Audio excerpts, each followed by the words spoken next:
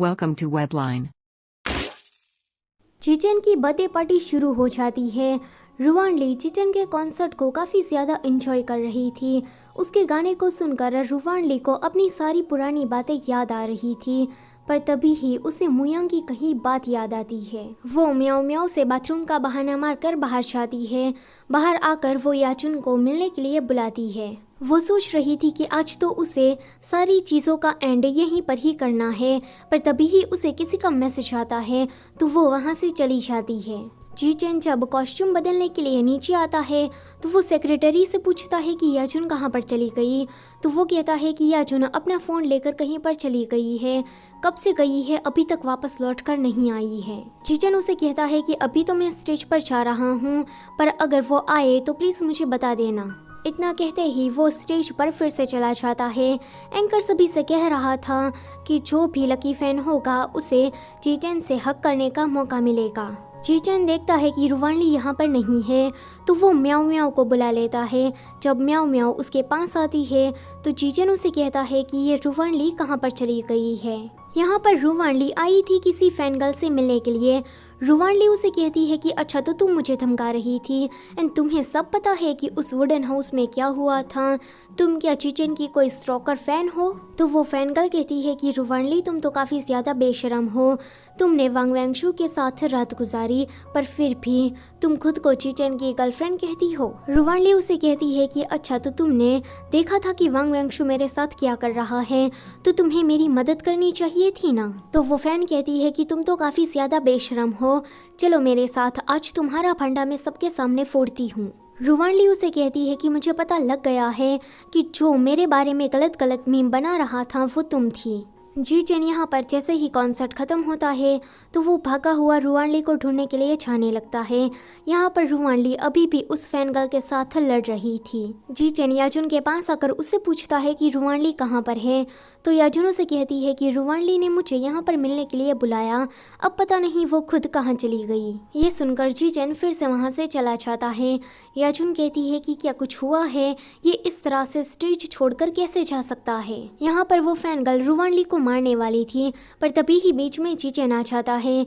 चीचन को चोट लगती हुए देखकर वो फैन गर्ल कहती है कि मैं ये नहीं करना चाहती थी। इतना कह के ही वो भाग जाती है। रुवानली रोने लगती है। वो कहती है कि चीचन ये सब कुछ मेरी वजह से हुआ है। चीचन कहता है कि हिलो मत, बस ऐसे ही रहो। रुवानली उसे कहती है कि तुम जगे रहना, हम तुम्हें अभी हॉस्पिटल ले जाएंगे। वो मदद के लिए किसी को बुला रही थी। फिर हम देखते हैं कि यह न्यूज़ काफ़ी ज़्यादा वायरल हो गई थी। न्यूज़ में बताया जा रहा था कि फेमस सिंगर चीचन के बर्थडे के दिन पर किसी क्रेजी फैन ने उस पर हमला कर दिया एंड अभी वो हॉस्पिटल में है। 2 दिन हो गए हैं पर चीचन को अभी तक होश नहीं आया है। हॉस्पिटल में रुवानली उसके साथ थी। वहाँ पर याजुन आती है तो रुवानली उसे कहती है कि याजुन मैं ऐसा क्या करूँ जिससे चीचन ठीक हो जाए। याजुन कहती है कि क्या तुम चीचन को पसंद करती हो? तो वो कहती है कि नहीं। याजुन कहती है कि एक फ़ैन से मैं क्या ही उम्मीद कर सकती हूँ। रुवानली कहती है कि मैं उसे सिर्फ पसंद ही नहीं करती हूँ, पर मैं उससे प्यार करती हूँ। याजुन कहती है कि फिर ठीक है, तुम्हें एक चीज़ को करना होगा। फिर वहाँ पर ईलिंग आती है। ईलिंग रुवानली से थोड़ी बात करती है एंड लास्ट में उसे कहती है कि रुवानली मैंने तुमसे पहले ही कहा था कि तुम इस एंटरटेनमेंट सर्कल के लिए फिट नहीं हो। मुझे तो पहले से ही पता था कि ऐसा ही कुछ होगा, अब तुम क्या करने वाली हो? रुवानली थोड़ी चुप थी। थोड़े दिनों के बाद चीचन को होश आ जाता है। मुयांग और याजुन उसे देखने के लिए आते हैं, पर चीचन तो उसके कमरे में था ही नहीं। यहाँ पर रुवानली मीडिया से बचकर घर में आती है। घर में उसने सारा सामान बांध लिया था। वो सोच रही थी कि चीचन के साथ उसने जितने भी पल बिताए वो बहुत ही ज़्यादा अच्छे थे, पर अब उसे अपनी दुनिया में वापस जाने की बारी आ गई है। वो इस फोटो को देखकर काफ़ी ज़्यादा इमोशनल हो रही थी। तभी ही भागा हुआ चीचन वहाँ पर आता है। चीचन उसे कहता है कि रुवानली तुम क्या चाह रही हो? तो रुवानली कहती है कि हाँ, मुझे तो यहाँ से पहले से ही चले जाना चाहिए था। पहला कि मैंने तुम्हें मुसीबत में डाल दिया, दूसरा मेरी नॉर्मल लाइफ मुझसे छीन गई, इसलिए मुझे यहाँ से चले जाना चाहिए। चीचन कहता है कि तुम झूठ बोल रही हो। रुवानली कहती है कि मुझे दर्द हो रहा है, तुम मुझे छोड़ो। तो वो कहता है कि सॉरी। फिर रुवानली उसे कहती है कि मैं अपनी नॉर्मल ज़िंदगी को काफ़ी ज़्यादा याद कर रही हूँ। जब से मैं तुम्हारी लाइफ में एंटर हुई हूँ तो काफ़ी सारी चीज़ें मुझे तंग कर रही है, इसलिए मुझे वापस जाने दो।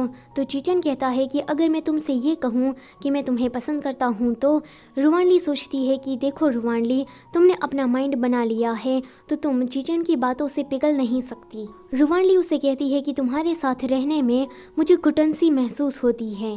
यह देखकर चीचन उसे सीधा किस कर लेता है।